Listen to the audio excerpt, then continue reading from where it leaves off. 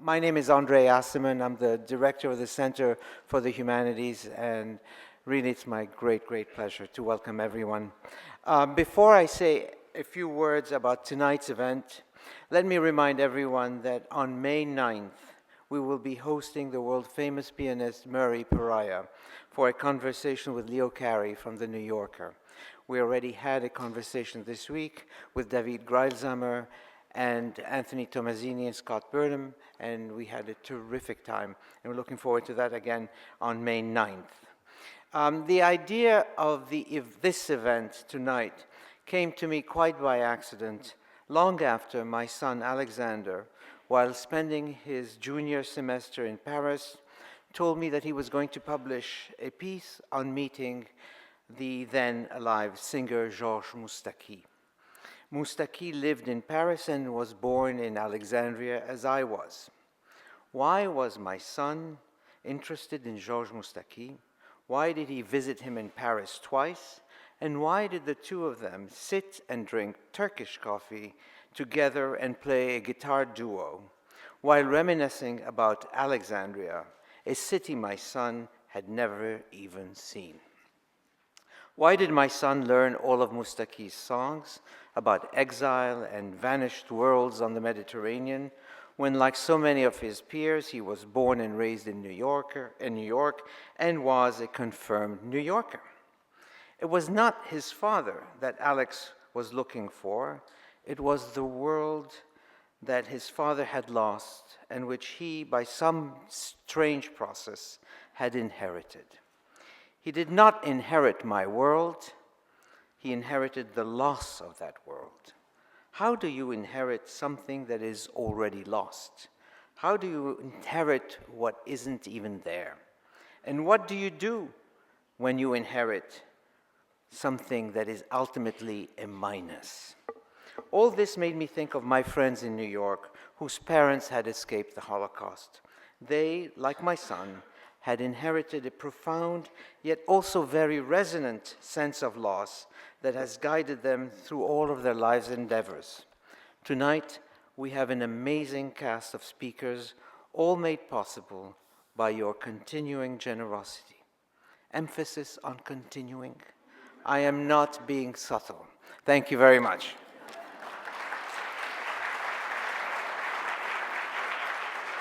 I am not Liev. This is a recording from Austerlitz by W.G. Sebald.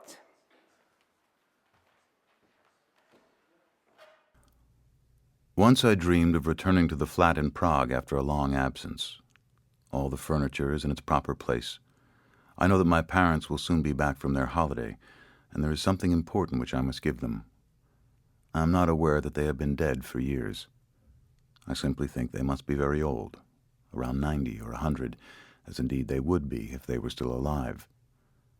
But when at last they come through the door, they are in their mid-30s at the most. They enter the flat, walk round the rooms, picking up this and that, sit in the drawing room for a while, and talk to each other in the mysterious language of deaf mutes. They take no notice of me. I suspect that they are about to set off again for the place somewhere in the mountains where they now live. It does not seem to me that we understand the laws governing the return of the past, but I feel more and more as if time did not exist at all, only various spaces interlocking according to the rules of a higher form of stereometry, between which the living and the dead can move back and forth as they like.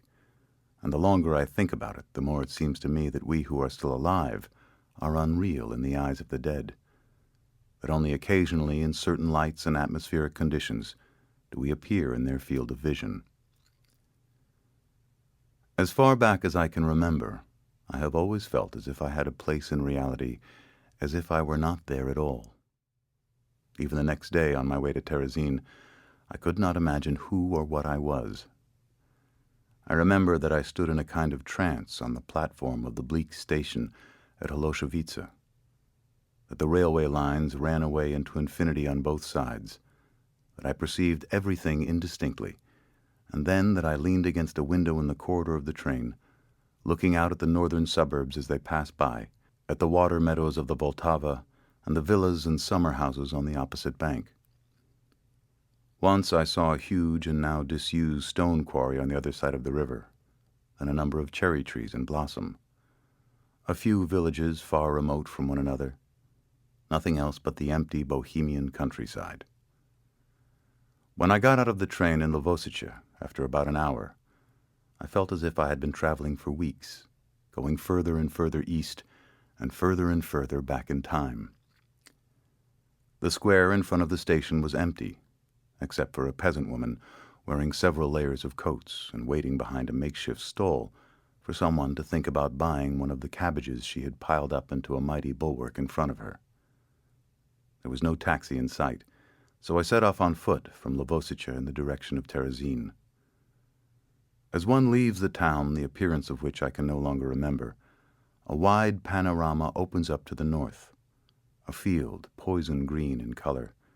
In the foreground, behind it, a petrochemicals plant half eaten away by rust, with clouds of smoke rising from its cooling towers and chimneys, as they must have done without cease for many long years.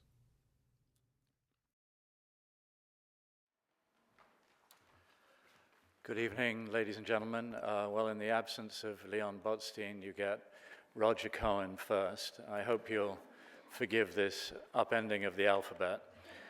I hope Leon Botstein has not become a minus.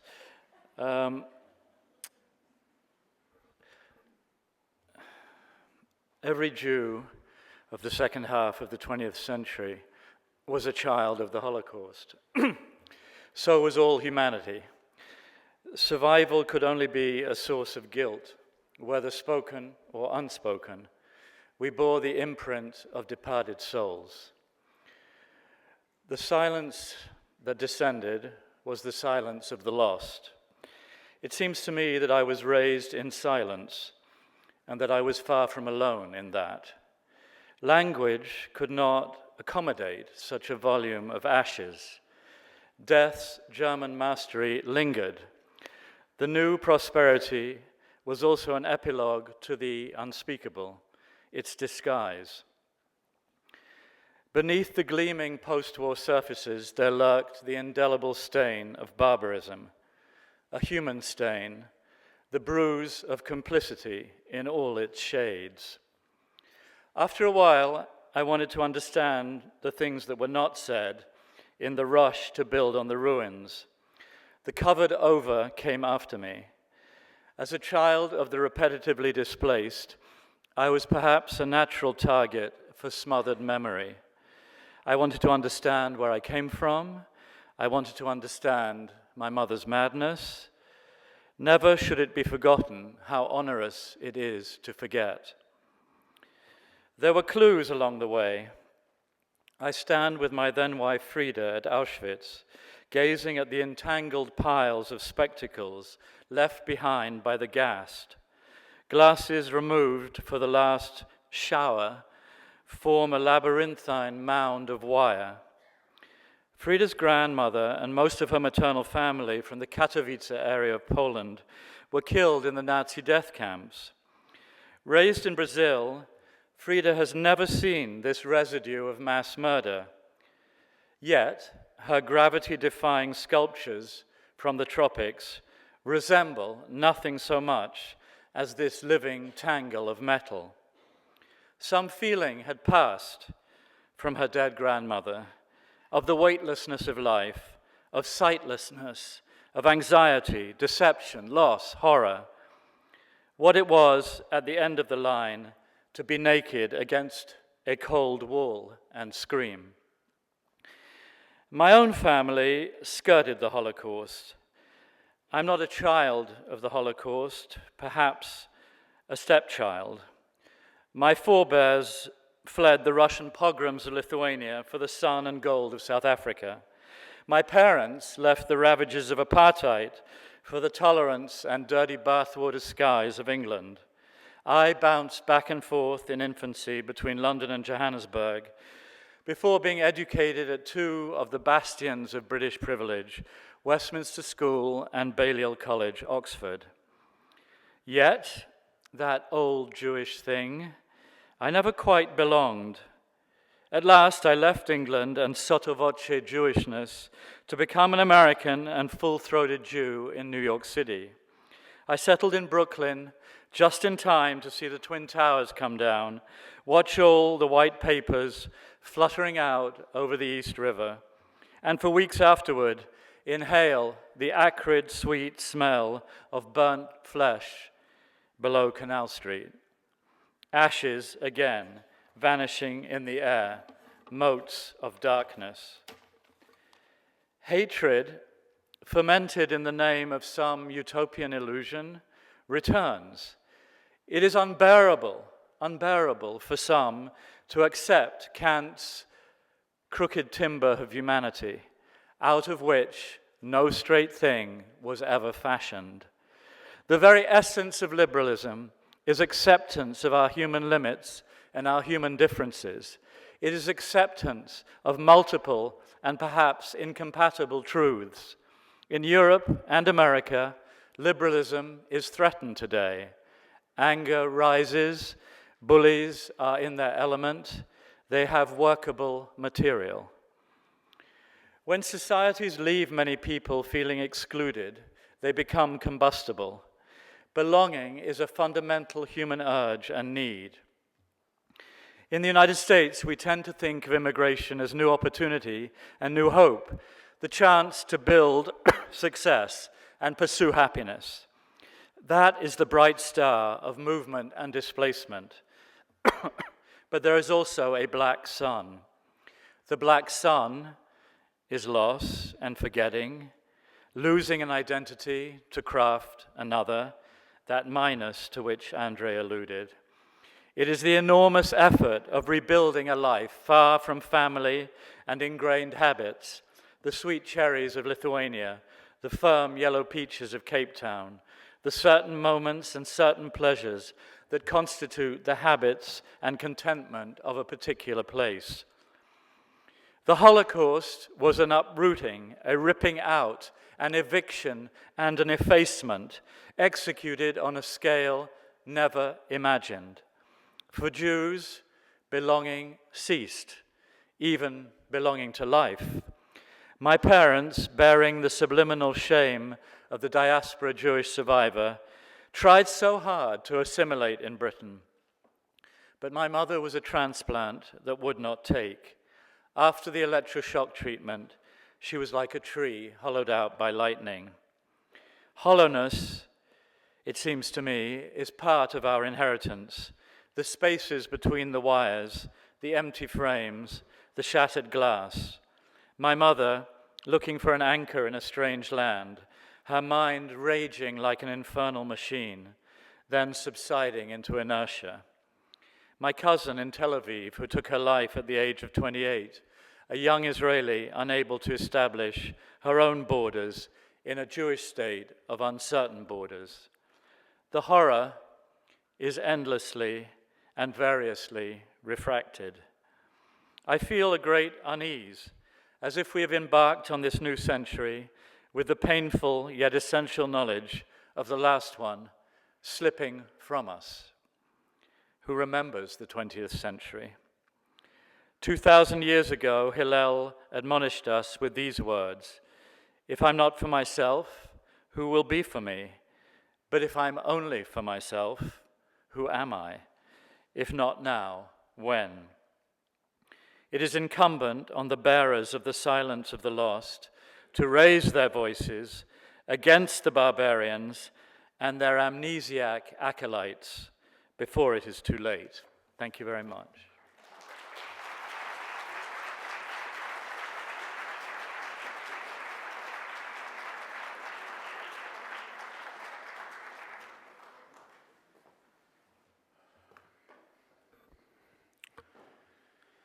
My brother, sister, and I grew up in a home haunted by ghosts.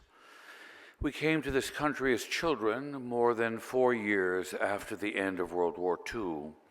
Our parents, both Russian, Polish Jews, survived the war as young rising academic physicians in Zurich on visiting appointments at the University of Zurich Medical School. Lucky as they were, and we all were, It is well to remember that the Swiss authorities, without fail, throughout their stay there, inquired every 6 months when my parents intended to leave Switzerland. They applied for an American visa in 1935. The visa came through in 1949. The chances that Jews under the Polish quota would be alive after the war and able to pick up a visa were less than 10%. For my parents, the war years were spent trying to save others, to help, and to find out what was going on back home. Fear, depression, and anxiety alternated with one another. A Swiss medical colleague asked my mother in 1942, when she was visibly pregnant with my brother, what in God's name was she doing bringing a Jewish child into the world? My father was the only survivor in his family. My mother's older brother, an organic chemist after whom I'm named, was killed early in the 1943 Warsaw Ghetto Uprising. A framed photograph of him hung prominently in the entrance to our Bronx apartment. There were no pictures and hardly any mention of my father's brother and mother, both of whom died in the ghetto, or his parents, who died in the camps. My mother's parents survived the ghetto and the camp. Her younger brother, an economist, a friend of Władysław Szpilman, on whose memoir The Pianist, Polanski's film, is based, survived, much like Szpilman, in hiding in Warsaw after the liquidation of the ghetto. For nearly 2 years, he slept under the floorboards in a basement during the day, rising only at night in order not to be discovered. The survival of a brother and the parents was the work of my dead uncle, a hero about whom there was never a hint of criticism. He was brilliant, generous, and dashing. The remnant of my mother's family ended up in 1946 in Mexico, since the United States was closed. I spent many summers of my childhood and adolescence with them. In their home, as well as in my own home, the war and the world before it dominated all conversation. The people my parents socialized with were all survivors of one sort or another. Some got out before 1939, others after 1945. We grew up with languages other than English, Polish, Russian, German, and French, spoken mostly by individuals one generation older than my parents, my grandparents' friends, who each told their own stories. These merged into one magical picture of a world that had been wiped out: homes in Lodz, streets in Warsaw, magical theater and concert halls in Berlin, distinguished friends in Moscow in the years before the revolution, and sealed trains my parents took back and forth from Switzerland to Poland after 1933. We heard tales of my parents' gymnasiums, their classmates and teachers, none of whom we ever met, for none seemed to have survived. As I listened intently year after year to what ended up seeming like a day-by-day account of the 1930s and the war years, which began with the Germans entering Lodz, followed by the flight to the Russian side, the decision to return in 1941 to Warsaw, and which ended with the destruction of the ghetto, the death of family members, my great-aunt's suicide when her children were killed, the transition to the labor camp, and finally my grandparents' walk from Eastern Germany home to Lodz, collecting abandoned books that now rest, collecting and burying abandoned books that now rest on my shelves at home. The reactions I witnessed to the war experience of the family were not uniform. My grandparents lived on for decades into their 90s. One always sensed loss, but not always sorrow. They took refuge in what they believed they could give the grandchildren and seemed grateful to have survived. My grandmother lived more in the past, but my grandfather shared his love of books, literature, philosophy, and music with us. My one surviving uncle, on the other hand, was relentlessly bitter. His view of human nature was the darkest I have ever encountered. Notions of honor, friendship, and trust were little other than camouflages for envy, spite, and hate. As a survivor, he believed the post-war world owed him something he never received. As for my parents, precisely because they were spared, the past was belittled. When I asked about Lodz, my father said, "Just look at the East Bronx." When I was invited to conduct in Poland and suggested that he and my mother accompany me, he not only said they would not go, but he insisted that I not go. I did not. For them, everything was about the present and future. They were members of the founding faculty of the Albert Einstein College of Medicine. They were ardent Zionists. They were staunch liberals, patriots of America, proud of their citizenship and ambitious for their children. On his deathbed, my father sought to console me by saying he had been blessed. He was the only member of his family to live into his 80s. His wife was alive and well. His children were flourishing. He had grandchildren.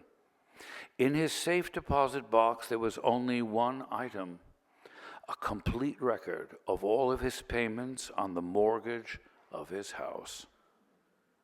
My mother, born to great wealth that disappeared in 1939, never expressed loss. She held on to the Salvation Army furniture we got in 1950 with delight to her dying day. Material things mattered not at all, and certainly not money, and those values have stayed with me. But the key individual in this extended family, which past and present seemed inseparable within the everyday in New York and Mexico City, framed by a retold, half-remembered, recreated but vanished and inaccessible world dating back to my grandfather's university years, was my aunt. She was a devout Catholic. In 1942, as a young and beautiful 18-year-old secondary school graduate, she witnessed the shooting on her street in Warsaw of a Jewish family that had been hidden by a Polish family who had been denounced. First the children, then the parents, one by one, were shot. Kamila, or Kama, she was called, my aunt, decided to do something. After several false starts, she made contact with the pro-Semitic wing within the Polish resistance.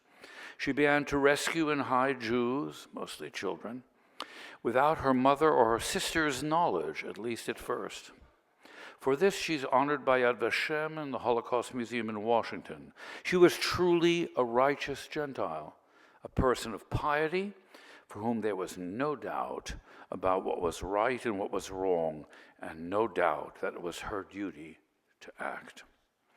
What was left with me, an impressionable, frightened child, stutterer, mesmerized by the fleeting but detailed pictures of places and people I would never see, was one ever-present question, posed not in words, but by my aunt's quiet presence. What would I have done had I not been a victim? And therefore, what would I do were I to find myself not in the victim class, but on the other side, a member of the majority, an individual with a family resemblance to the perpetrators, someone of no interest to the Nazis or those like them? Am I capable of doing something more than standing by, looking away, or perhaps even collaborating? And what would I do when faced with the opportunity to do the right thing on behalf of others, at risk to myself and in the presence of danger? My aunt's story and her honored place in the family only reinforced what I had heard from my parents about Swiss colleagues and neighbors who showed courage and did not fall silent or sympathize with the Nazis, about the dean of the medical school who broke Swiss law and committed perjury so that my parents could emigrate as doctors eligible to take the New York State medical examinations. I watched my grandfather write a brief on behalf of a capo standing trial in Poland, because this capo, who always was looking for someone to play chess with, protected him from death. In America, I realized that we were no longer victims. The Nazis were gone. We were white. We were middle class. we were safe. Anti-Semitism in the United States was trivial when compared to its European counterpart. Any moral authority the refugees around us might have had, any claim on pity and compassion, ended with them and did not extend to us, and certainly not to me. The question and challenge my aunt exemplified has stayed with me throughout my life and career. It continues to define how and what I do every day. I want to be able to say to myself and to my family on my deathbed that I learned something from my aunt about how to act in the world.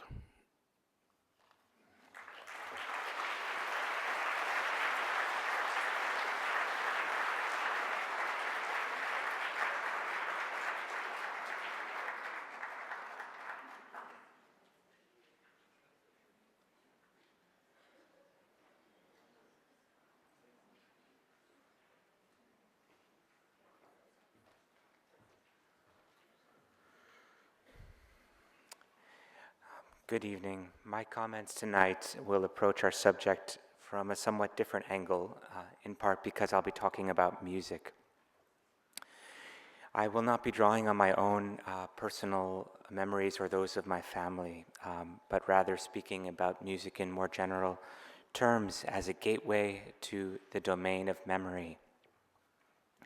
I'd also like to discuss with you one particular piece of music because as soon as I heard about the topic of this evening, it struck me as particularly emblematic.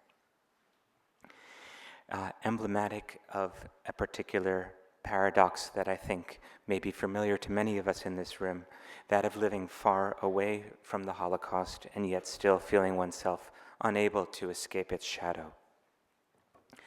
The American composer Steve Reich would seem to also count himself among this group.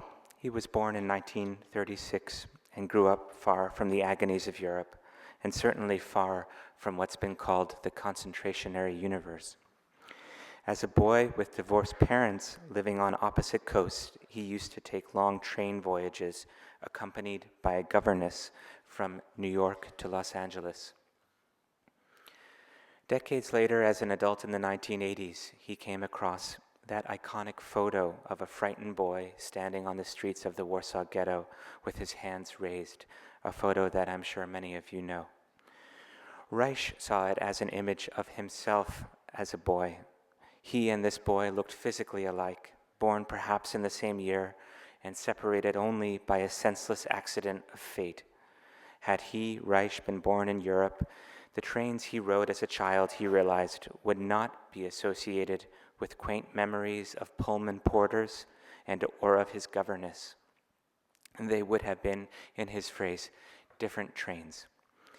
This became the title and the framing conceit of Reich's three-movement work for string quartet and tape. Some of you have heard it performed. We'll have a little bit of the music to hear in a moment. Since its premiere in 1988, it has come to stand as one of the most highly regarded works of Holocaust memory in music. But before heading a bit further inside this piece, I'd like to linger for a moment on that more basic notion, memory in music. What might that actually mean? Can music perform an act of memory?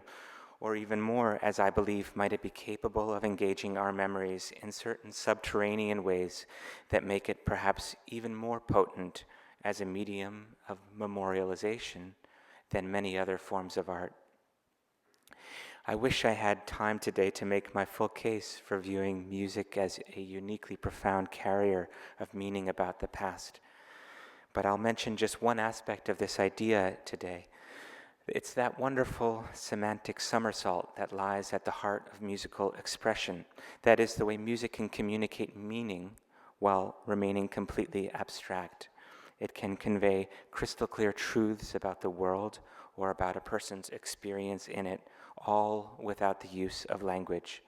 Think here perhaps of your favorite late string quartet by Beethoven, or perhaps one of his late piano sonatas. Since the era of the Romantics, artists who ply their craft with actual words, that is to say, writers, have found this aspect of music to be a kind of catnip for the literary imagination. Thomas Mann, for one, described this phenomenon as, quote, the spoken unspokenness given to music alone. Rilke wrote of music as, quote, the language where languages end. Turning back to Reich's score, all of this lies at the heart of Different Trains. This is a work that dances in that liminal space between the spoken and the unspoken, between the flinty precision of language and the watery sensuality of sound. And of course, it meditates on an event, the Holocaust, which requires, indeed demands, this type of oblique approach. The defining musical gesture of Reich's score is the transfer of actual survivors' voices present through samples that he took from recorded testimony into the, quote, voices of the instruments of a string quartet. These instruments play the lines transcribed from the contours of the spoken words. Memory here is quite literally inscribed in sound. This may seem abstract, but the technique is actually beautifully simple. And we'll hear in just a moment, we'll have a chance to get a sense of Reich's technique in action by playing just a very short excerpt from the piece. In this excerpt, you'll hear a survivor named Rachela say a few simple words and phrases. 1940, she says. Then later, on my birthday. Then later again, the Germans walked in. Throughout the piece, there is no narrator, only these slivers of disconnected everyday speech, tiny slivers of language that, with a kind of metonymic virtuosity, become all that is required to hint at the enormity of the tragedy. There is a wisdom in this restraint, I think, and in the composer's insight that in the case of this historical event, staring directly into its sun, we might say, does nothing more than obscure our vision. So in this passage, we will hear a viola or a cello tracing the rise and fall of Rachela's voice, and then picking up the resulting melodic line shorn of its words. We'll also, I'll just warn you here, Reich's use of sirens. Let's have a little bit of a listen to just a minute from Different Trains. 1940. 1940. 1940. 1940. 1940. 1940. 1940. On my birthday.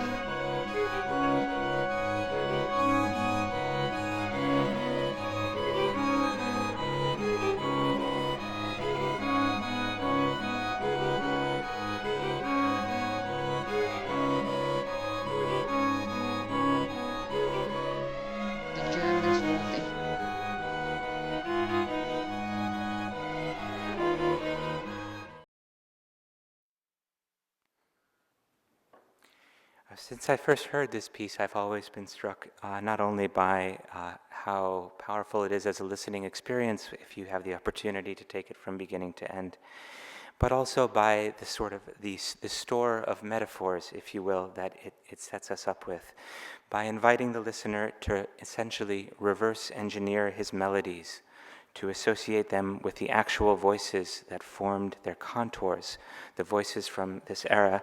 Reich makes overwhelmingly tactile the ways in which the past is always conferring its shape on the present, and then, like the voices here, taking its leave. At the same time, this piece wants to hold on to the singularity of those voices, to realize that their specificity, their integrity, is what allows the piece to avoid the traps and the pitfalls of so much other memorial art, the cinematic reenactments and, I might say, memory kitsch that these days threatens to numb the senses and court the very forces of amnesia that they are ostensibly trying to keep at bay.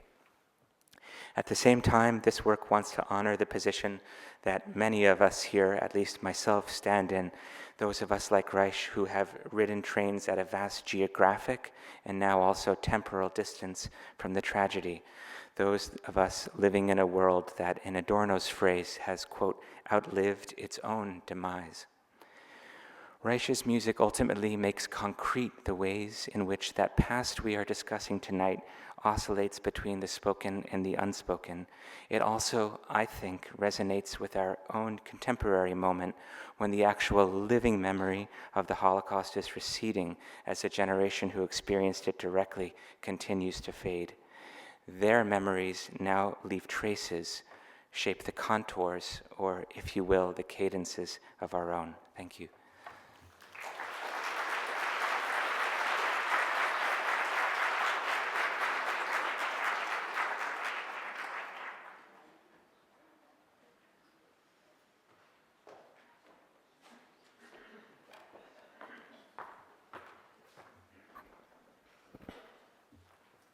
Hello. I too am going to approach this subject from a slightly different perspective. Becoming a parent for me gave me a new opportunity to reflect on the legacy of the Holocaust, which in many ways is maybe the fundamental question that has preoccupied me throughout my life. And so I'm going to speak about talking about the Holocaust with my children. My children learned about the Holocaust from Indiana Jones. As with so many parenting decisions, this wasn't exactly how I meant for it to happen, but it turned out to have unexpected benefits. For many years, I avoided talking about the Holocaust with my children. This was partly by design, but also partly from fear.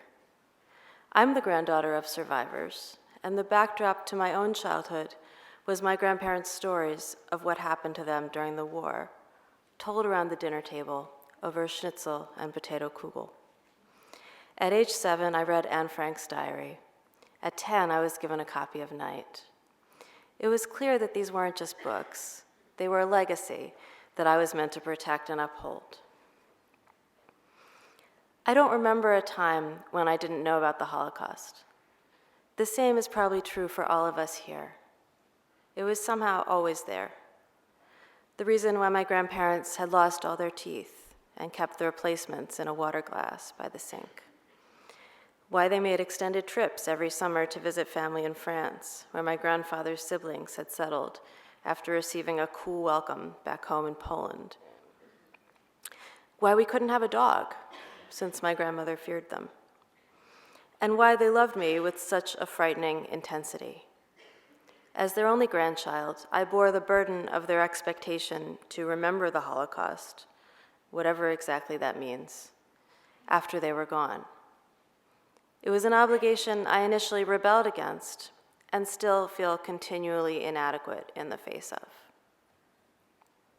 The French philosopher Sarah Kaufmann, who spent part of her childhood in hiding, wrote a feeling as if the Holocaust had somehow guided her steps throughout her life. There's a part of me that despises this notion, which feels overdetermined and defeatist.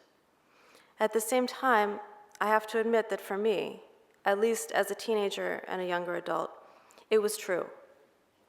I even probably took it further than most. My family's legacy led me to spend time in Poland after college, studying the language and working with some of the Poles who were then beginning to rediscover the country's Jewish history and culture. As a journalist and critic, I wrote my first book, 1,000 Darknesses, about Holocaust literature. During the period I spent working on that book, I gave birth to my first 2 children. Their arrival provoked a reckoning in me. I strongly rejected the idea that they, too, should feel as if the Holocaust guided their steps. I did not want them to grow up feeling the same burden I had. But at the same time, I wanted them to understand their own special relationship to the Holocaust. That it wasn't a long-distant historical event that had happened in far-off places with unpronounceable names, but one to which they were personally connected. As they grew older, that connection became ever more tenuous. My grandfather died before my children could remember him. I lost my grandmother less than 2 years ago, at the age of 104. But by the time her great-grandchildren knew her, she was too old to tell her stories. My children, the 4th generation, are the first generation who will learn about the Holocaust not from survivors, but from the rest of us. Or, as it happened, from Indiana Jones. That wasn't exactly for lack of trying on my part. When 1,000 Darknesses came out, my children were 7 and 5, old enough to be curious about the book Mommy had written, but not enough to ask about the unpronounceable word on its cover. By then, I had already been struggling for some time with the question of what they ought to be told about the Holocaust and when. My own book is in part about having faith in the ability of books to help answer difficult questions, so books seemed like a natural place to start. For a while, our regular bedtime reading was Brundibar, Maurice Sendak's retelling of the Czech opera for children that was performed in Theresienstadt. It tells the story of 2 children who go off in search of milk to feed their dying mother, but are threatened by the evil organ grinder Brundibar. Perhaps only a descendant of Holocaust survivors could consider this appropriate bedtime reading. But though the story is set in the Theresienstadt ghetto, its allusions to the Holocaust are subtle, and it didn't bring us any closer to the essential questions. There's no shortage of picture books intended to introduce children to the Holocaust at what would seem an unthinkably young age. I looked at a few, but I always managed to find something wrong with them. Some were too realistic, others too fantastic. All were unsuitable for little kids with active imaginations and a fear of the dark. This probably wasn't the fault of the books. My instincts as a parent and my instincts as a critic were in conflict. How could I give my children an account of the Holocaust that was at once true to life and yet not irredeemably terrifying? There was no such book. That's where Indy comes in. As you might recall, in Indiana Jones and the Last Crusade, he fends off the Nazis in a race to find the lost Holy Grail. Early in the movie, he visits Berlin, and the first thing we see there is a book burning. Against a backdrop of red banners emblazoned with swastikas, a huge fire rages as books, pages flying, are tossed in from all directions. My children, who were around 8 and 6 when we watched the movie, may never have heard of the Holocaust, but they were avid, even obsessive readers, and they could see intuitively that something unspeakable was happening. Why are those people burning books? They asked in horror. I was caught off guard, but I explained as best I could. Then I mentioned, gently, that it wasn't just books and ideas that the Nazis hated, but also certain people, especially Jews. And we continued watching. The Nazis in the film are cartoonishly evil, the embodiment of greed and brutality. But they're no match for Indiana Jones, who marshals against them not only his own nearly superhuman strength and bravery, but even, it seems, all the forces of good in the universe. In one memorable scene, a Luftwaffe pilot corners Indiana and his father on a beach. The situation looks dire, but Indiana's father ingeniously flutters his umbrella at a flock of seagulls, which take flight in front of the plane and make it crash. Let my armies be the rocks and the trees and the birds in the sky, Indiana's father recites, quoting Charlemagne. How consoling, this vision that all of nature will join together in the fight against the Nazis. How consoling, and how untrue. But this is, I think, the right message for children, the message of Indiana Jones. The Nazis are utterly evil, but the forces of good will eventually defeat them. That is, in fact, what happened, more or less. The 8-year-old, aghast at the sight of books being burned, is now a 12-year-old with an interest in politics and military history.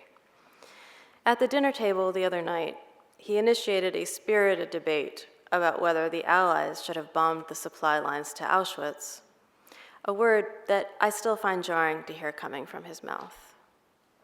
His 10-year-old sister just read Anne Frank's diary.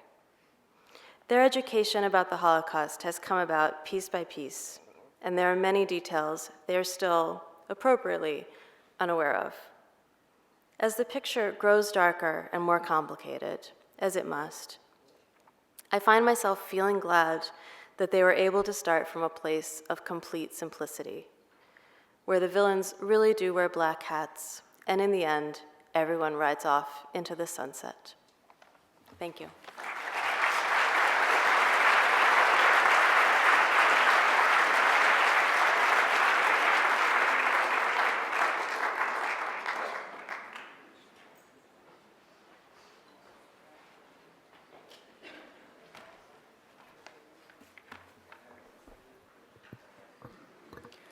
Hello, good evening. As a classical musician, pianist, and conductor, I've been wondering for all these years, very intensely, why at every performance, every concert that I give, so strongly I carry with me the souls of all of these relatives from my family far away that have died during the Holocaust.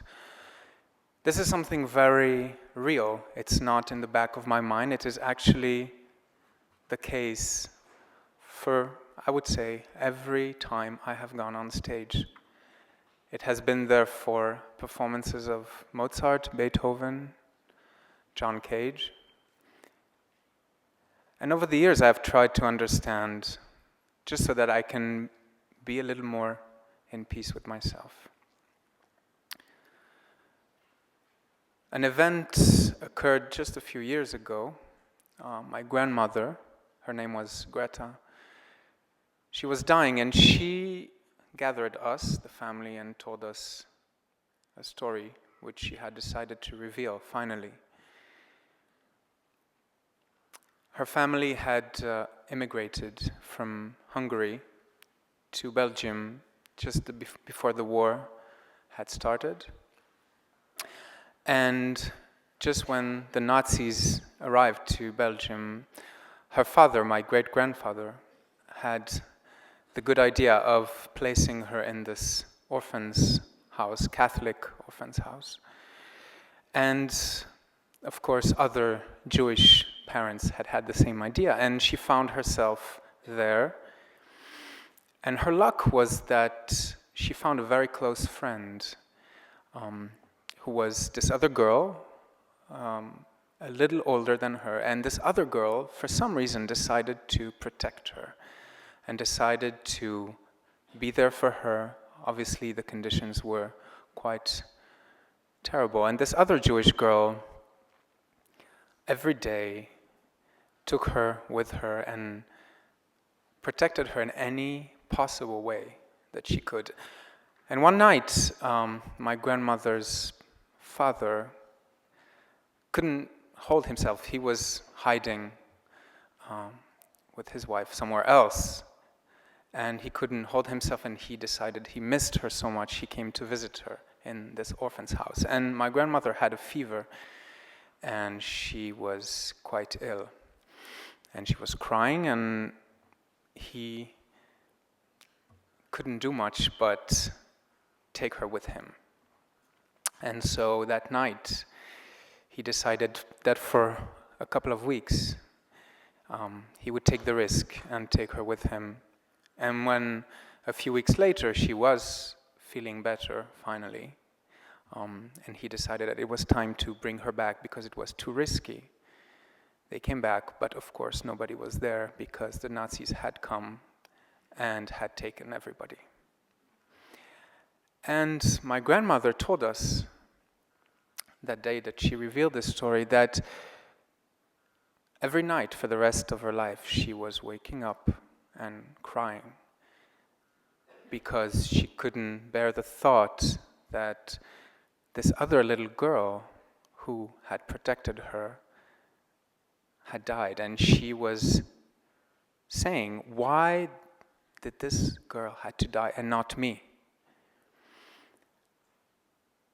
And perhaps she was saying the biggest tragedy for her was that throughout her life she never my grandmother, never found a way of expressing this grief and this tragedy. That was what was most difficult for her, that she could not be in peace with herself. Why did this other girl had to die? And on that day, I realized that after hearing this revealing story,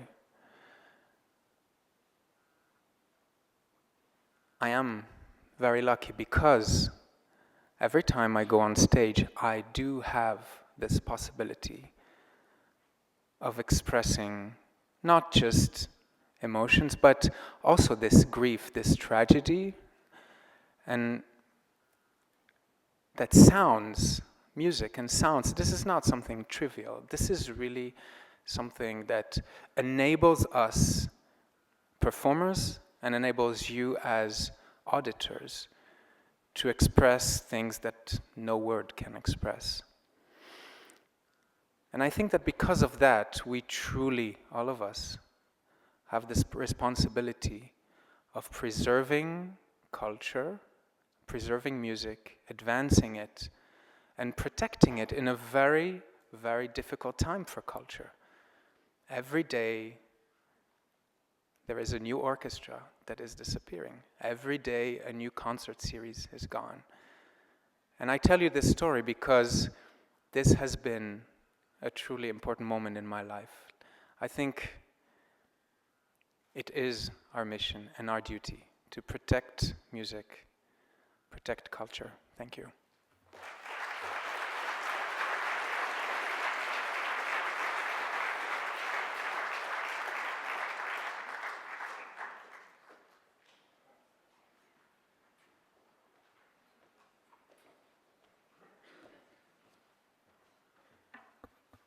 Good evening. The title of my remarks is Debts, and I would like to dedicate them to the memory of Jeffrey Hartman. Every day, my inbox bursts with messages from the Chernovitz listserv. Mostly, I send them off to the trash bin over my first coffee. I thought I was done with Chernovitz.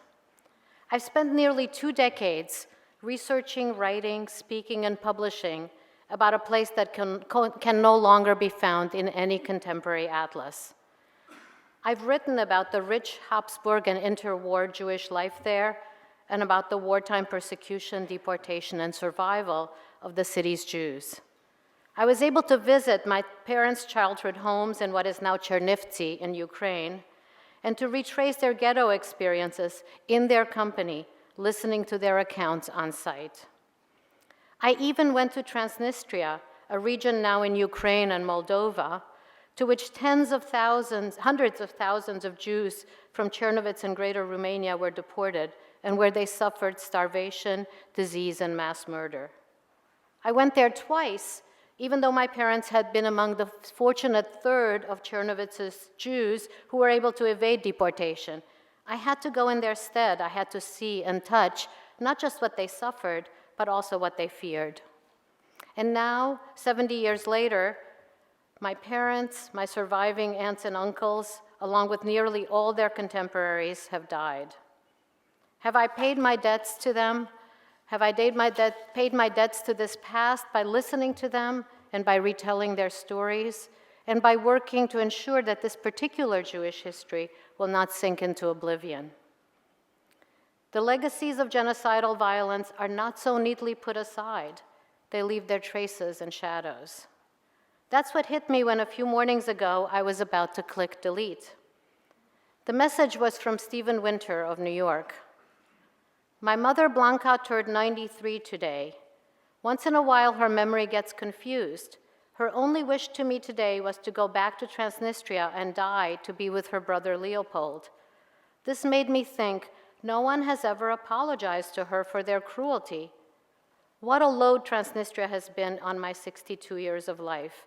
I think she deserves at least one apology. This message was quickly followed by a response from Miriam Zeus of Melbourne.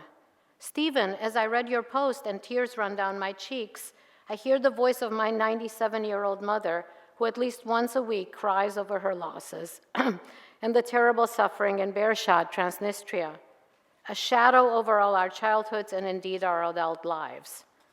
And then a message by Sally Bendersky of Santiago. I connect with you, Miriam. My mother passed away several years ago, but the memory of her suffering and the impossibility of enjoying her life is still here.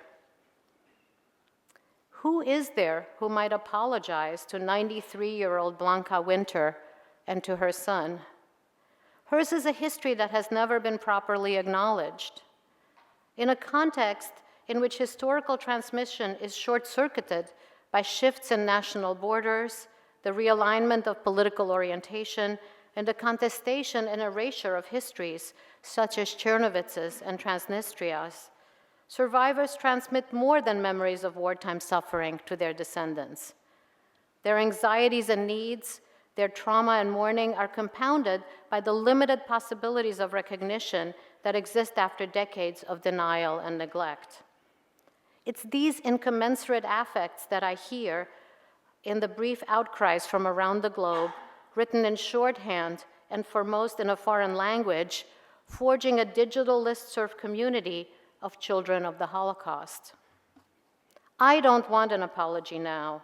I don't believe that even if it were possible, it would heal the wounds we've inherited. Instead, I believe we need to ask ourselves, as familial descendants and as a generation, how can we move forward toward a future that recalls past crimes without appropriating them, without being paralyzed by them, and without perpetuating a culture of fear and denial? How, in our own subject position as second and third generation Jews, might we think violent histories in relation to each other rather than separately and competitively as the exclusionary property of a single identity-based group?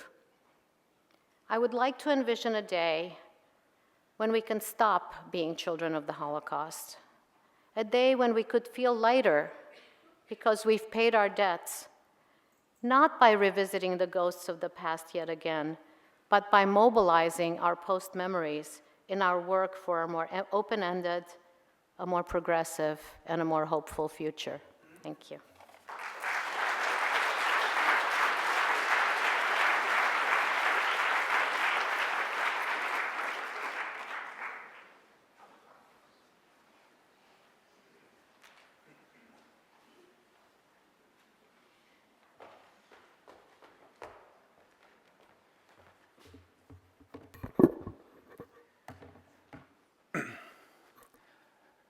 I am the author of 2 memoirs, and yet miraculously, I am not going to talk about myself or my family, who are the subject of both of those memoirs, but I do want to talk about some issues that I have considered at great length as both as an author and as a critic, and particularly as the author of a book that struggles with some of the more notoriously thorny issues raised by Holocaust writing.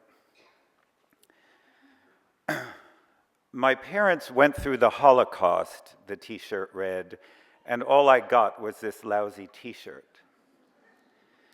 I first glimpsed the garment in question exactly 10 years ago when I was at a Jewish book fair in the Midwest promoting my own book about the Holocaust. And as you can imagine, it took me aback. Only later did I learn that it was part of the promotional package for a memoir of the same name. My parents went through the Holocaust, and all I got was this lousy t-shirt. A book that Amazon describes as, quote, the hilarious, profound, heartwarming autobiography of a woman called Suzanne Stadner, a child of Holocaust survivors who, in her book, memorably summed up the experience of that particular group of people. Quote, I didn't go through the Holocaust went through me. Stadner's deliberately provocative, even shocking title brings up a number of vital and interconnected issues, only 2 of which I can touch on this evening. If you've read my book, you know that it's very hard for me to say anything in less than 7 minutes. The first thing is this: what does it mean to relate, or to be related, in both senses of that word, to the Holocaust? Apropos of that question, I should mention that the title of tonight's event is in fact seriously misleading. Most of the people you've heard from or will be hearing from are not in fact children of the Holocaust, with the exception of my president, Leon Botstein, but rather grandchildren of the Holocaust. People of my generation, born in the 1960s and 70s, whose grandparents would have been adults during World War II. This is to say that our contact with the Holocaust is severely limited: theoretical, abstract, literary, and aesthetic. To my mind, the one single additional generation of distance from the event between the people who were in it and my generation raises further thorny questions that are at once ethical and literary, or perhaps both at the same time. Because writers of our generation literally don't know what we're talking about when we talk about the Holocaust, the famously tricky questions of representation and transmission weigh even more onerously on us, I think. How do you write about what you did not see, did not witness, did not, most important of all, suffer? Can we appropriate the real suffering of real people for literary purposes, for the purposes of a good read? I say literary, and of course you immediately think of the novel. But even for those of us who write nonfiction, there are questions to be asked about whether there is an ethical boundary that cannot be crossed when it comes to attempting to depict or describe horrors that we, the grandchildren of the Holocaust, are as likely to know about or to have a picture of from second or more likely third-hand sources, at least some of which are likely to be popular entertainments, like Schindler's List. Can people like us take poetic license when it comes to this particular instance of historical trauma? 70 years after World War II ended, I am already worried about the metaphors, expressions, and nostrums that all of us have come to use, I like to think, unthinkingly. What really does it mean to remember people whom we did not know in the first place? What does it mean to never forget what, in fact, we never experienced? The other problem raised this evening, one that it is difficult not to ponder when confronted with my parents went through the Holocaust and all I got was this lousy t-shirt, is the all I got was. A problem as vexing for the grandchildren as for the children, probably more so. All I got. As those who actually suffered in the Holocaust die out, we should be worrying about the uses, whether literary or personal, to which that suffering, that event, is often and increasingly put by our generation, the grandchildren, who have such a tenuous connection to it. A generation, I hate to say, for whom exhibitions of suffering and claims to victim status have acquired the cachet that quiet resilience and a modest refusal to air one's problems had in a previous era. That the temptation to appropriate suffering has proved irresistible in the present cultural climate, at least in this country, is clear from the many recent scandals surrounding a striking number of memoirists who turned out to be novelists. James Frey, whose addiction and recovery memoir, A Million Little Pieces, should, as it turned out, have been called 36.5 Pieces. Margaret Seltzer, the mixed-race girl raised by a single black mother among the street gangs of LA, who turned out to be a white prep school student from a Tony neighborhood. And my favorite, I would say, if it weren't so preposterous and offensive, Misha de Fonseca, the Jewish girl orphaned during the Holocaust who trekked 2,000 miles from Belgium to Ukraine, survived the Warsaw Ghetto, murdered a German officer in self-defense, and, most amazing of all, took refuge in forests where she was protected by families of friendly wolves, who turned out not only not to be Jewish, not a victim, but in fact the Roman Catholic daughter of a perpetrator, a Belgian collaborator, an author who, when her deception was revealed not 10 years ago, defended it on the grounds that she had always felt Jewish. "The story is mine," she announced through her lawyers. "It is not actually reality, but it is my reality." My reality versus everyone else's reality is, of course, the beginning of a definition of madness. But are those of our generation today, we writers, we memoirists, we grandchild memoirists, who appropriate the suffering of the people who went through this event for our own artistic reasons, however noble they may be in intention, or worse, for the sake of our emotional well-being, for catharsis, for that favorite word of American culture, closure, any better? The question for our generation, the last generation in history that will have any authentic connection to the Holocaust through people who knew them, before the memory slips entirely into the untouchable and in many ways unknowable past, is whose story is it, really?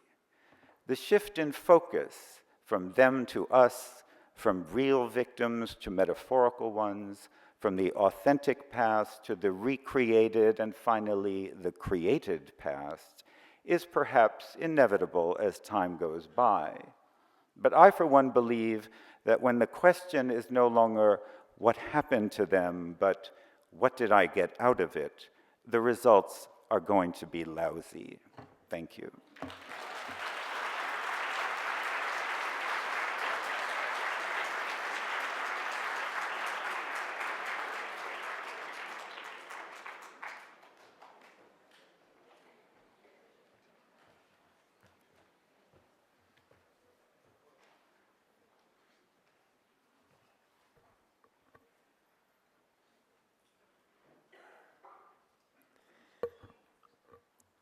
When I was growing up, my Viennese grandmother incarnated art and culture for me. The objects in her apartment that had somehow been smuggled out of Austria in the midst of the family's chaotic flight months after the Anschluss, a lamp of twilight blue and white crystal, a Biedermeier dresser with undulating drawers, books with gilt Gothic script on their bindings, a large painting of children arrayed in beach grasses on the Baltic Sea, were each Aladdin lamps. Rubbed by the imagination, they conjured genies of vast, frightening historical dimensions and rich aesthetic possibilities. The world they opened onto dwarfed the confines of the ranch-style tract house in a Beltway suburb where my father had finally landed. And I wondered, with a tinge of resentment, why they didn't seem to matter more to my father, who'd been forced to flee the home they helped define when he was still a boy. The fact of his exile didn't much register in my childhood, since, as the family narrative had it, their homelessness ended on arrival in America, ended happily in a way that more or less erased what came before. I knew the story of his family's escape, not its exile. And the escape was an exciting linear adventure, my grandfather having been, as my father put it, one of those Jews who could never believe that his native Austria would turn against him, had stayed and stayed even after Hitler's annexation of the country. Opa was a doctor and decorated veteran of the First World War who'd worked selflessly to treat the men he'd been interred with in a Russian prisoner of war camp after an epidemic of typhus broke out. Muti was utterly enamored of their life in the capital, where her gifts as a pianist and avid sociability had helped them build a world of friends and urbane pleasures. It was only when an ex-patient of my grandfather, who'd gone on to become a high-ranking Nazi official, warned him that the family was on a list to be rounded up the next day, that the situation came home to him. He shepherded the family into hiding that very night. Thus began a harrowing, extended period of struggles to get travel papers and money. The family got to Zurich and then was almost sent back to Austria when their first visas expired and they couldn't get the documents that would allow them to move on to Genoa, whence my grandfather had somehow arranged their passage to America. They finally got to Italy, and the money for their boat tickets was stolen. Dangers and hardships kept proliferating. But miraculously, after my grandfather managed to contact a man from Texas whom he treated on an emergency basis years earlier when he had fallen ill as a tourist in Vienna, and that man agreed to serve as the family's American guarantor, the papers and hard facts aligned. The family got out of Europe, got to New York, then to Boston, where both boys were accepted into Boston Latin School before going on to Harvard. Though he'd reached America without knowing a word of English, my grandfather was able to learn the language sufficiently to be recertified as a doctor and start a practice that allowed the family to build a life in the New World. This version of the story, in which the family's exile from Vienna was a one-way arc, with the end point at a pier on the Hudson River, held intact until I was about 13, when the inconsistencies began to mount in my brooding adolescent mind. By then, my grandfather was dead, and a bitter edge to my grandmother's conversation, along with a persistent sadness in her eyes, hinted at something unresolved. Only very slowly did I come to recognize that she'd never gotten over the loss of their home in Vienna. I began to see what had happened to the family as a lingering trauma, to understand their exile not as a linear event, but a kind of systolic, diastolic pulse between the homeland and the place of refuge. It was the desire to better understand those aspects of exile that don't end with the creation of a new home that led me to begin researching my family's history more seriously. This process reached a climax on one trip to Vienna, when I crept late one rainy, mist-shrouded afternoon into my father's old apartment building. Everything was quiet inside the building, and as I began to climb the stone stairs that wrapped around the elevator cage, I suddenly experienced some kind of shudder in time and found myself feeling more viscerally than I ever had before the magnitude of what had happened to them. What must it have been for my grandfather and grandmother with two young sons to flee this very building in the middle of the night with nowhere really to go in all the world, bearing the knowledge that their homeland really was out to destroy them? What had been for me until then a rather abstract object of contemplation, a slightly transgressive feeling intoxication with my family's Viennese cosmopolitan past, suddenly became just nauseating anguish, vertiginous darkness. I realized then how much of what they'd lost never came back to them, and how much of what they surrendered was not just left behind, but annihilated. And still, it was only some months after the book was finished, when by chance I was in Vienna for the first time with my father, and we went together to his old apartment building, that I understood something further about the handful of objects that had meant so much to my education, and towards which my father had seemed almost perversely indifferent. On this occasion, we climbed those winding stairs together and walked down the corridor to my father's actual flat. There had been some talk of perhaps knocking on the entrance and asking to be shown around inside, but when my father got to his old door, out front he found a straw mat with a greeting in English: "Baby, you're home now." This welcome stopped my father dead in his tracks. At first he gave a hollow laugh that quickly broke off. He looked stunned and then grim and then just sick. I remember him turning around sharply, saying with a contorted brow that he wanted to leave. My brother wanted him to give the door a rap, to at least pose for more photographs in the hall. But although he's in his 80s, my father rushed from that apartment. He fled the building, as if the place were still expelling him, or as if he had to expel himself in order to breathe.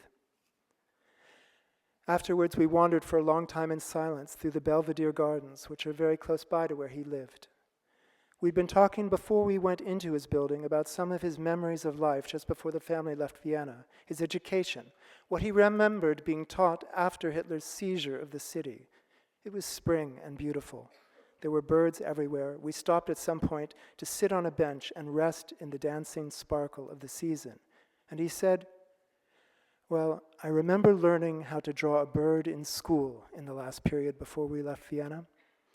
I looked at him blankly. He took a page of paper from a notebook I was carrying and began moving his hand in very rigid, exact motions, the way a child might draw along some strictly prescribed pattern, like some kind of automatic writing. It took a few minutes before I realized that those jerking motions of his hand were creating the wings of the classic Nazi eagle icon. This was the bird he'd been taught to draw. Apparently, like never forgetting how to ride a bike, one never forgets how to draw a Nazi eagle. I saw then how deeply certain aspects of his past were inscribed through him, even if in my experience they'd been mostly projected as absent stares or silences. The muscle memory of a previous life that the children of survivors encounter, perhaps feel in a parent's touch without knowing what they're experiencing, is a very particular kind of inheritance that rarely finds reprieve or even clear acknowledgement in speech. I understood as well then that my father's relation to that handful of things which the family had managed to smuggle out of Austria was something very different from the apathy I thought I'd seen. Those objects that had evoked enormous, supernal realms for me when I was younger were for him forlorn shards of the full human world he'd actually inhabited. They weren't only magic portals to a great cosmopolitan phantasmagoria. They were also the pathetic remnant of a home. And that too is an inheritance of the next generation, the recognition that our talisman may be our forebears' gravestones. It chilled me into silence, seeing that eagle on the page. My father's grip on the pen weakened, and the feathers of his bird smeared. He gave a kind of strange chortle. "Baby, you're home now." And I didn't know whether he was saying it to himself or to me, to the dead or to God.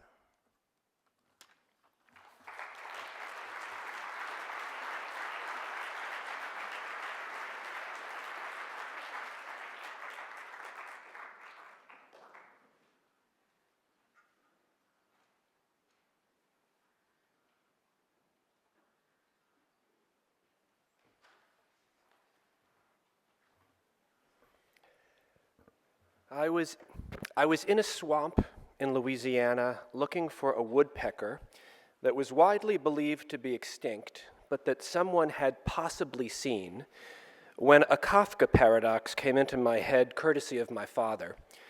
A cage went in search of a bird. It was like my father to follow me to Louisiana and to bring Kafka with him.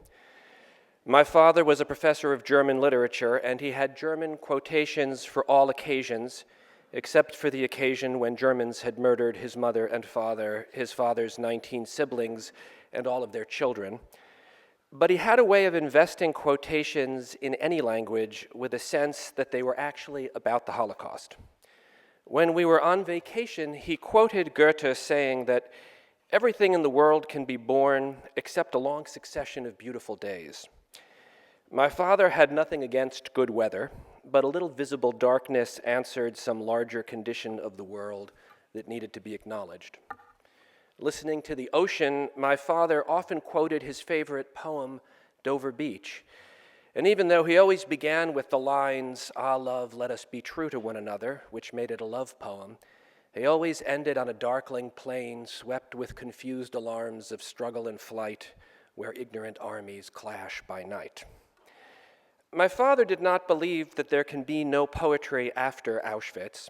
What he believed is that there could be no poetry before Auschwitz, or rather that all poetry, whenever it was written, was in fact Holocaust poetry.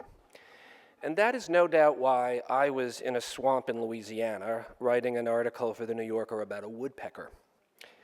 Kafka imagined a great map of the world with his father lying across it and declared that he could only live in the places his father's body did not touch.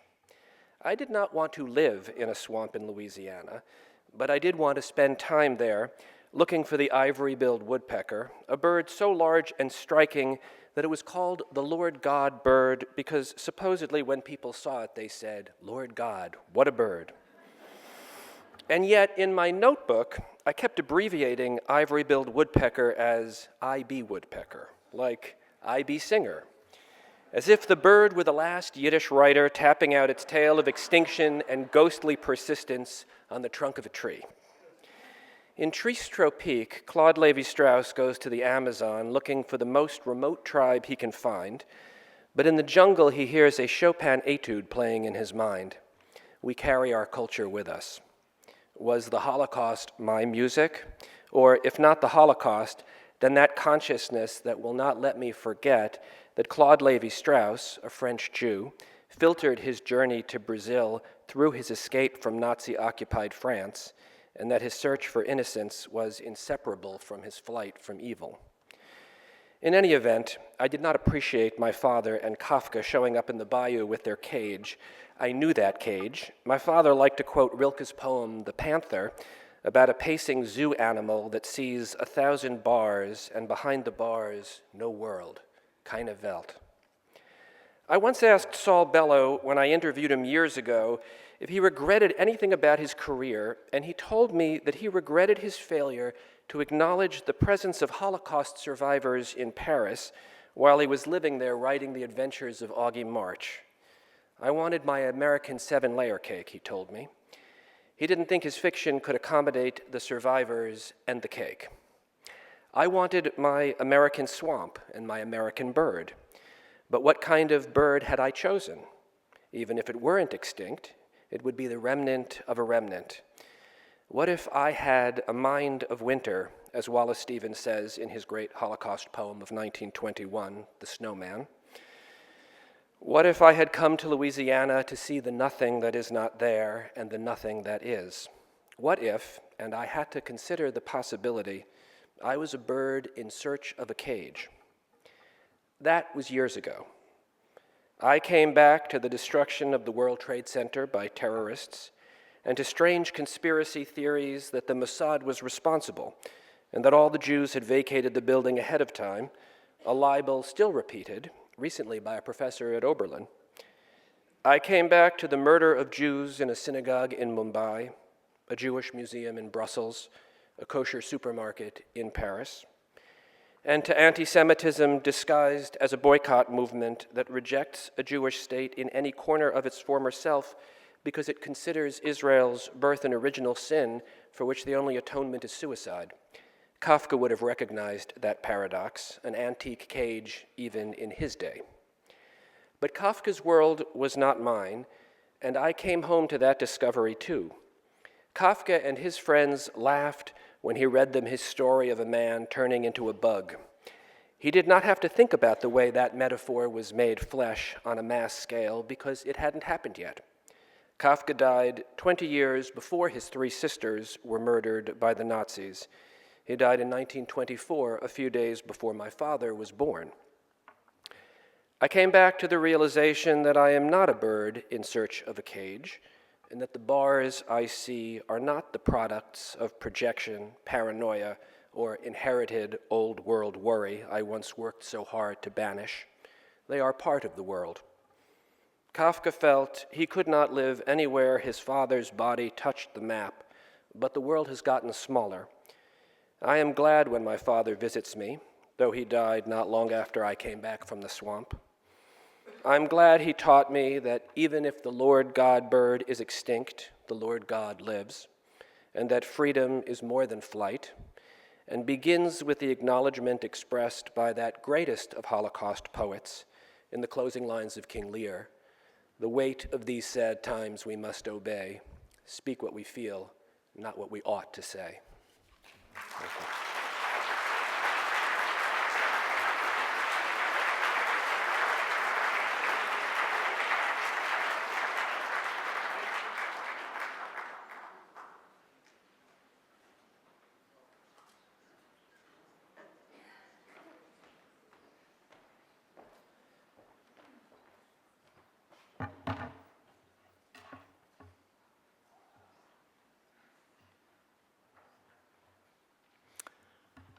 Good evening.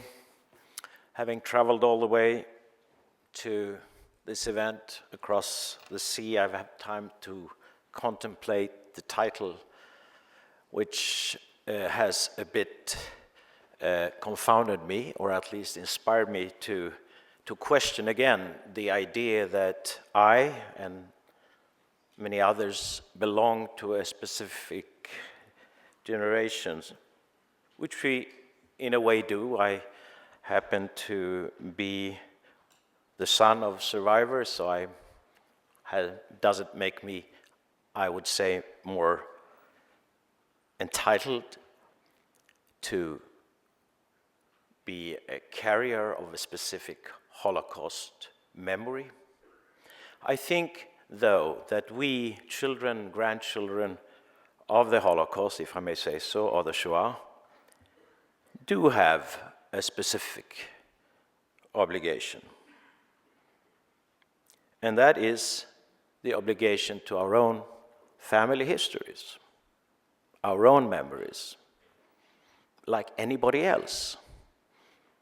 I think anybody who has relations or family who lived through the Holocaust in any position, victims, perpetrators, and bystanders, have an obligation to their story.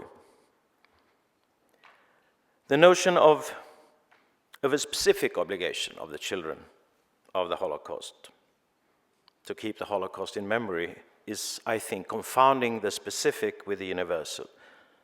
The specific obligation, then, that we may have to ourselves, with the universal imperative to remember a cataclysmic event in the history of Western civilization, if not human history. Nevertheless, as I have learned from my experience, having written a childhood memoir of my father, it's called A Brief Stop on the Road from Auschwitz. As I've experienced, there might certainly be a link between these two, a specific story written for very personal reasons in this case, really a book that I needed to write for myself, can indeed touch a larger universal nerve. I'm not going to retell the book or the story. It's a story about a man who survives the ghetto of Lodz and Auschwitz and is transported to Sweden by the Red Cross in the summer of 1945.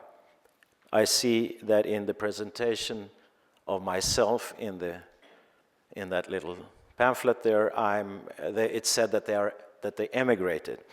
I don't think that's the proper word for how they came there. Neither did they come as refugees.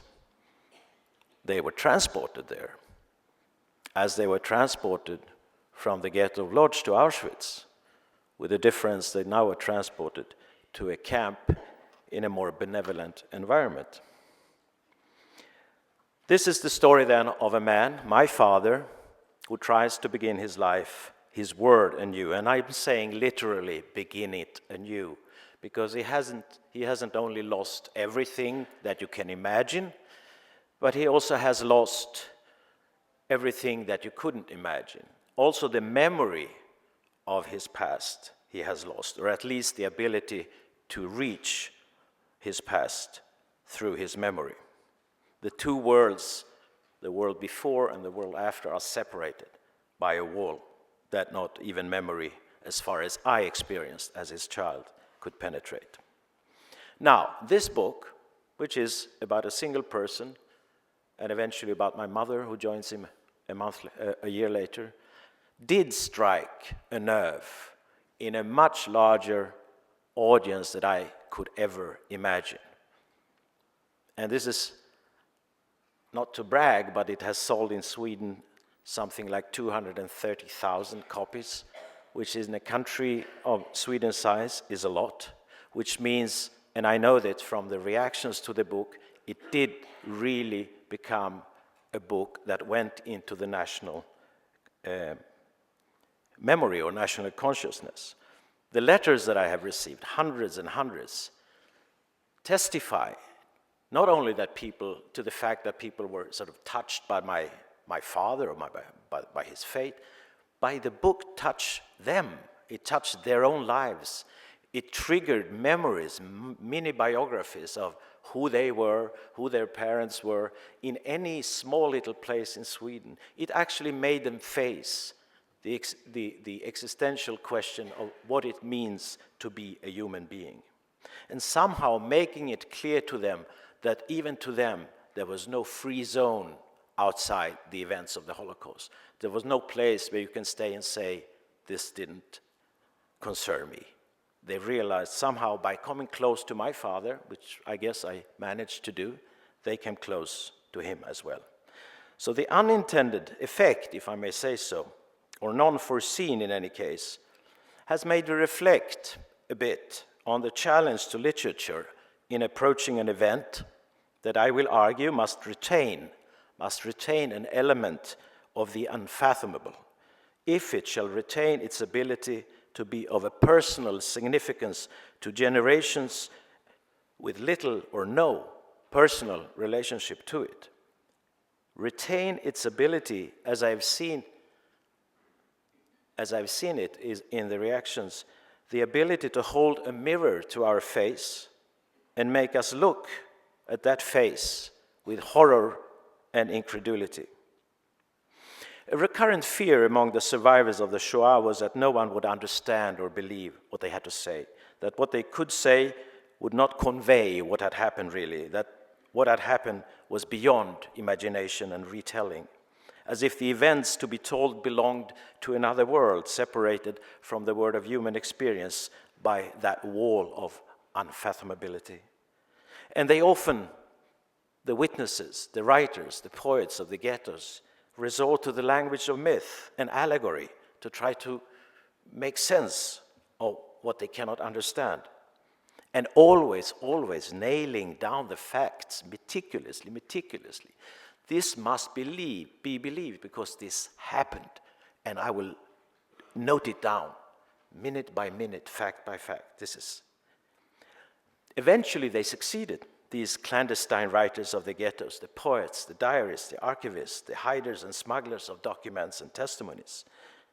By now there is hardly any detail of the Shoah that is not thoroughly documented and analyzed. For those who wish to know what happened, the lack of facts is the least of problems. Whether there is still disbelief around or even more sinister denial, then it's in face of what is becoming the most documented event in modern history. It is arguably also becoming the most memorialized event of our times. Museums and monuments spring up everywhere. An international day of commemoration has been officially proclaimed. Schools everywhere are mandated to teach it. The Shoah has become the universal point of reference for all crimes against humanity. The risk then is not that we will become underinformed about Auschwitz, but that we will become overinformed and desensitized.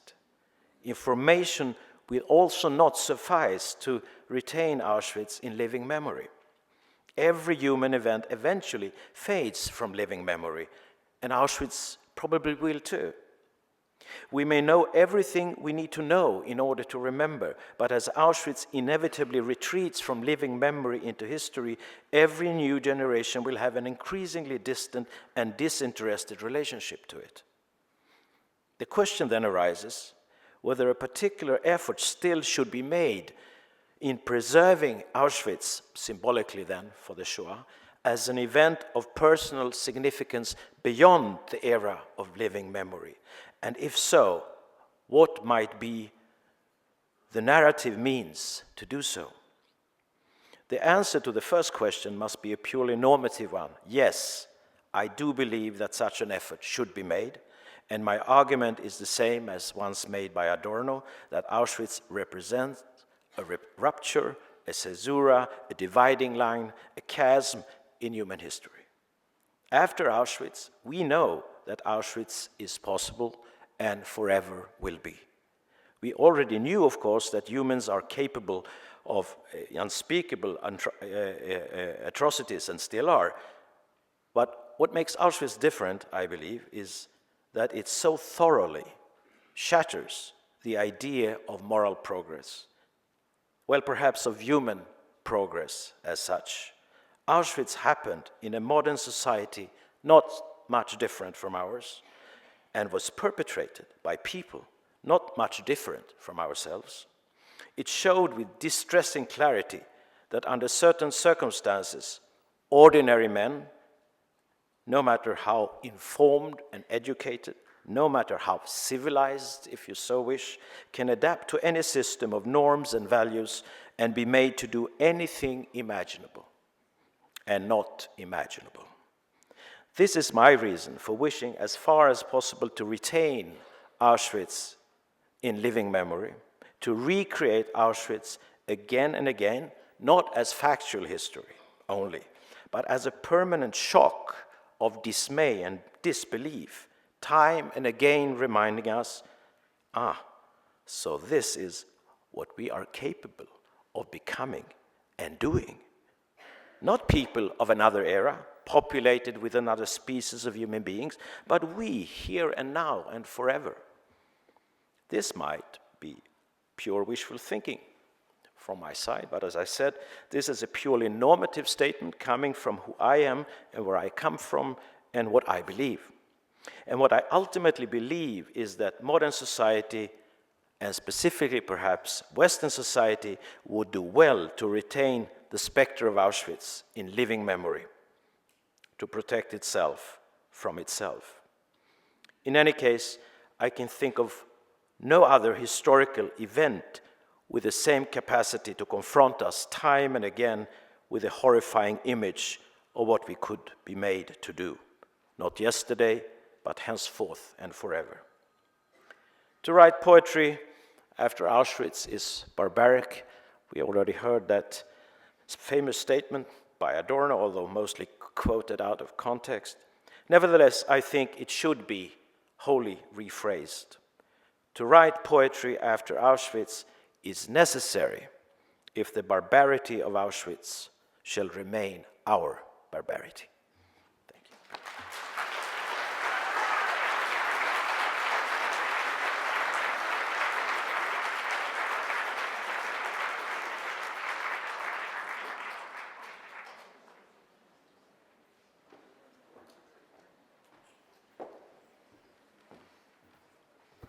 You are all very kind to still be here, and I will wrap the night. I am a journalist and a grandchild, like many of those who've spoken before me, and I also grew up, like Ruth, with stories at the dinner table and a conversation about the Holocaust that felt as essential to my own sense of self as anything I knew.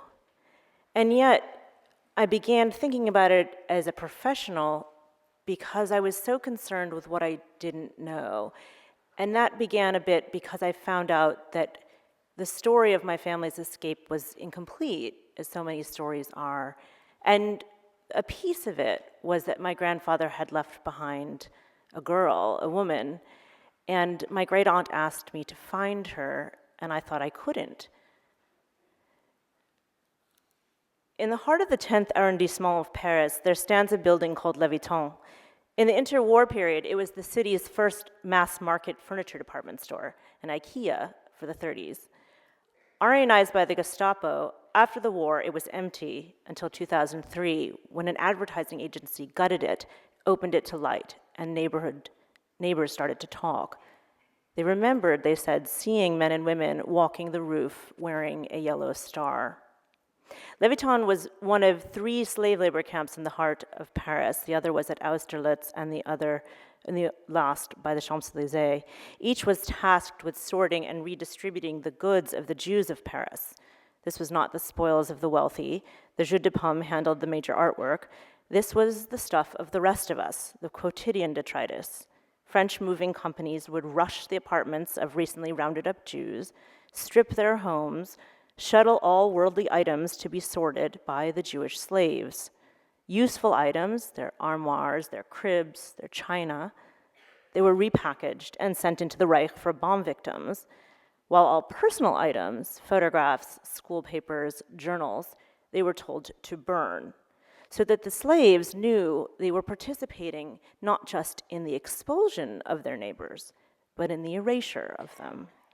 And after the war, the camps were almost forgotten, the spaces absorbed back into the cities, and the survivors didn't speak of what they'd seen. I have been for many years now obsessed with the cruelty of erasure. I'm drawn to the granularity of the war, the ways even those of us, even us 11, drawn to telling and retelling, investigating, worrying over the horror.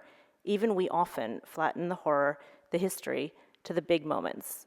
Anschluss, Kristallnacht, a yellow star, Auschwitz, collapsing. Just as surely as the timeline of history collapses, there's a flattening that happens with the word victim. It's a singular definition, one to which no prior history applies, just as surely as no present exists. Mass murder and spoliation, though, was preceded by methodical untethering from normal life, restriction by restriction, a world of details. But as a child, I concerned myself not with those details. Instead, I was obsessed with the mechanisms of survival, how I would have done so, where I might have gone. I spent a great deal of time wondering at the accident of my own birth, my nationality, even my mother tongue, my identity determined entirely by the apocalypse of the European Jewish 20th century. And much of that consideration was wrapped in the careful packaging of my family's polished tale of their own remarkable escape. And what escape was unremarkable when the norm was death?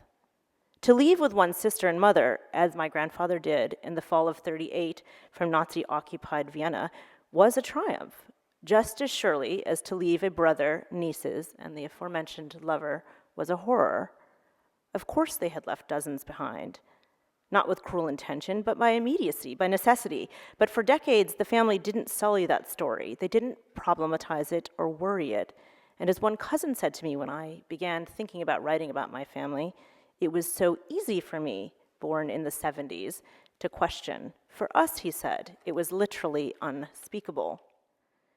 Eventually, my childish investigation of that survival story shifted, and I began wondering about those who had not escaped, and whose lives being left behind had enabled my own life. And I began to think about going beyond the memories and into the archives, the public record of private people, retracing both their public records and the geographies themselves of expulsion and persecution. I wanted to change the memory, or at least wake it up, to understand a moment when choices were made in a time of no choices, to grasp the terror. What did it mean to live in Vienna and then Berlin and in the Reich, from Anschluss to Kristallnacht, and then for the 3 years before the yellow star is affixed to the breast of each item of clothing worn outward to the street? What did it mean to live on beyond the war into the 50s? When did they stop speaking of those they'd lost? I wanted to investigate what it meant to be in that moment, in part aided by letters I found that they had not opened in decades, and further, walking the streets they'd walked to see how the cities had, just like the Paris camps, absorbed these stories back into themselves. In the spring of 2007, I came across a group of letters that had been sent to my grandfather from '38 forward. There were packets held together with rubber bands that had no snap, that disintegrated when I touched them, and each sent out of the Reich was censored. In the spring of '41, his lover, Vali Sheftel, wrote to him, "A long, long time ago, you wrote to me from Vienna when I was supposed to go to Prague, that one should not be so small-minded to sacrifice the present to the phantom of the future. You wrote these words in a completely different context at the time, and maybe that is your thinking now as well. And maybe you are right in not wanting to sacrifice your present either to the past or to the future. But it is so terribly sad for me because I live almost without a present, and I can live only for the past and for the future." His was an idea we can imagine expressing today, live in the moment. But Vali cannot. Instead, she recalls in exquisite detail their life in Vienna, in medical school, strolling through the Prater, hiking the Rax Mountains, a summer in the Dolomites. She does not say, she has been denied at this point, to buy clothes or shoes, the right to buy coffee or tea or legumes. She doesn't tell him she's living in a Judenhäuser, these apartment-sized ghettos in Berlin where 10 or 12 were forced to live together in apartments that had once housed 2. But she gives us other details. Her quota number has come due. His affidavit is now ready. And all she needs is passage on a ship. But that summer, the US State Department decided that the country was full, and so no more visas would be given to those who, like Vali, had family members that they'd be leaving behind, just as my grandfather had once left family members behind just a few years earlier. The inmates of the Paris camps all used the word with me, pudeur, this sort of modesty but tinged with shame, to describe why they had not spoken until this century of what they had gone through. They didn't want to speak of the horror they had been witness to because they felt they had avoided the worst, interned in Paris and not in Poland. But as they grew older, they realized they needed to explain what they'd seen because it was the last moments of lives. They understood these details were the difference, in many cases, between obliteration and memory. The stories of my family's clean escape tattered upon closer inspection, becoming rather less substantial and more terrifying. In archives in this country, I found my grandfather, who had trained as a doctor and came and became a doctor again in this country, but he was destitute. He pleaded for help to feed himself, let alone to start a practice. But at very least, he was safe. Vali and his family members wrote to him until the United States entered the war. And then there was a tremendous silence, and a much smaller group of people began to write again as the war ended. The archives he kept are mimicking official archives across Europe, where the chaos of Europe is told in plaintive requests for news. Do people have news of a mother, a child, a sibling? And after the war, my grandfather returned again and again to Vienna, a pilgrimage of sorts. He would walk to the building he lived in and look up at it, much as I did decades later, trying to understand why he could never leave Vienna behind. He told my grandmother that Vali was the love of his life, but I came to believe that that love represented not just the woman, but everything lost. The city, the promise, his world. My grandfather's Vienna had disappeared, and even those who among that group survived, they were never again assembled in one place. And his escape, as dirty and incomplete as it was, enabled my life. How could I not feel a responsibility to tell the stories of those whose lives existed only on paper, I found, amidst his personal items after his death? How could I not try to recount what they had gone through, when by leaving them behind, he created another imperfect world, and by saving their letters, he prevented their erasure? Thank you.